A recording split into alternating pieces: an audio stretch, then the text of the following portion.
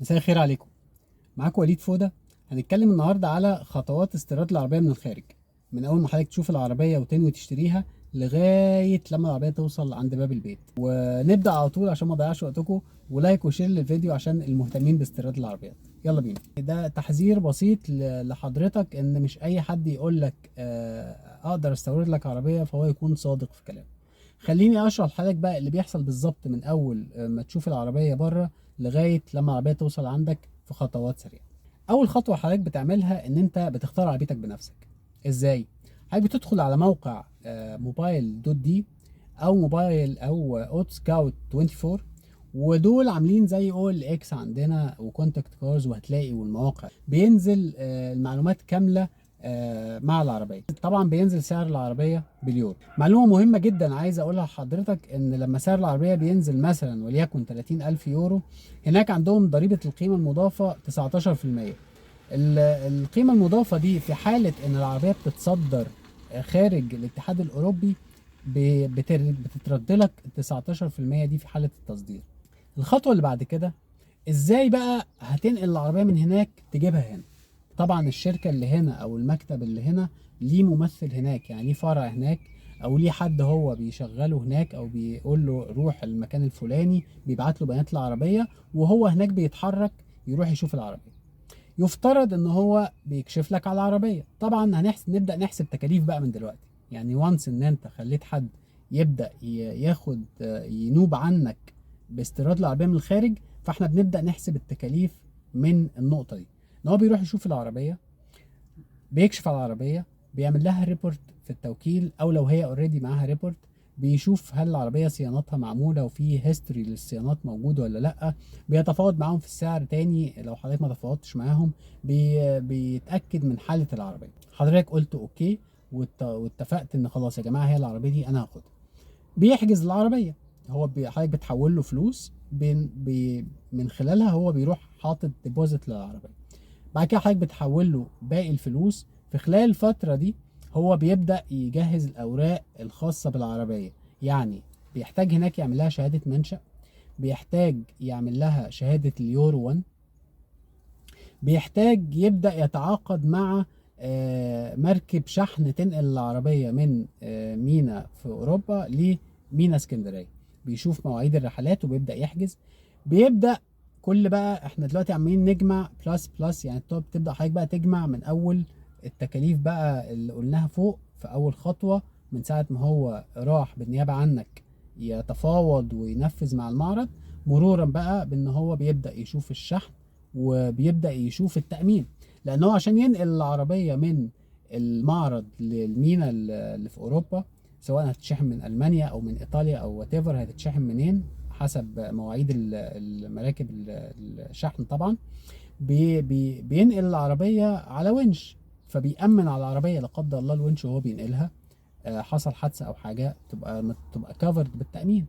وصلت العربية عند المينا، بتتحط العربية على المركب.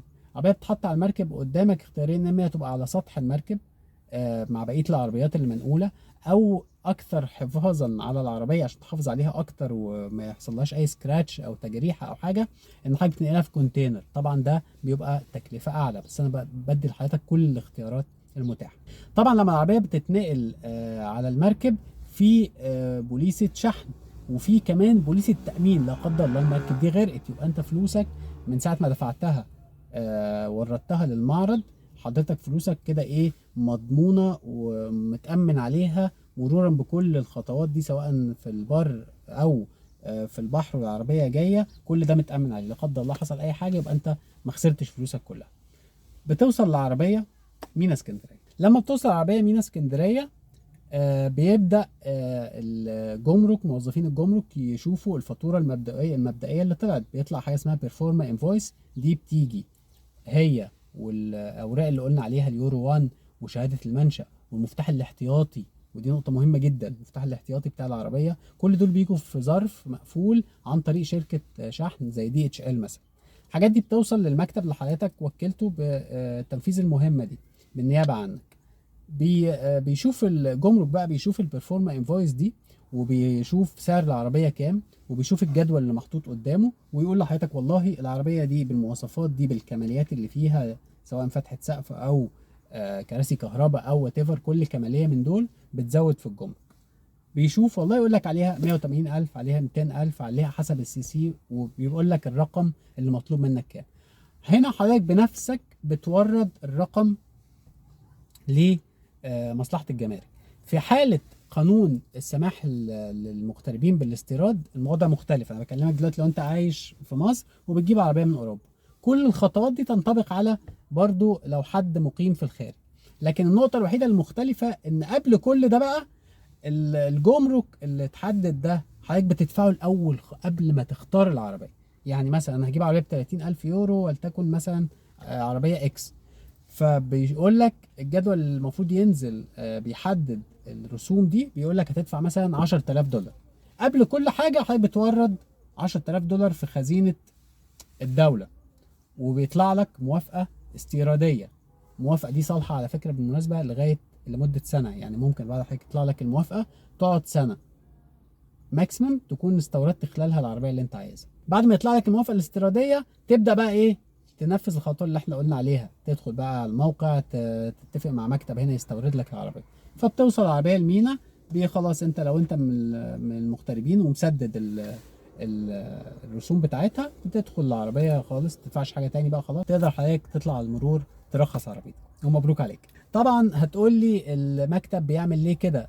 كل اللي احنا قلناه ده والاجراءات اللي هو عملها لك طبعا بياخد عليها مقابل الخدمات بتاعته. يعني المكتب هتلاقيه بيقول لك من 5% ل 7% ماكسيمم على كل القصه دي، لان هو بينوب عن حضرتك في كل الاجراءات اللي حصلت دي، وبيسلمك العربيه لغايه باب البيت. طبعا في نقطه مهمه جدا عايز اكد عليها، ان حضرتك لازم تراجع سابقه الاعمال بتاعت اي شركه تتعامل معاها. يعني مش اي حد تشوف اعلانه واحنا بنستورد واحنا الاقوى واحنا الاوحد والحاجات الغريبه اللي بنشوفها دي.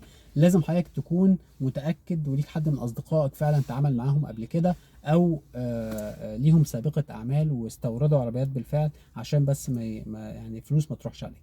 اتمنى يكون الفيديو عجبكم، واشوفكم باذن الله في فيديوهات جايه. وما تنساش لايك وشير للفيديو عشان يوصل لاي حد مهتم ان هو يستورد عربيات من بره. ولو لسه ما اشتركتش في القناه دوس على سبسكرايب وفعل الجرس عشان يوصل لك كل الفيديوهات الجديده الفتره الجايه.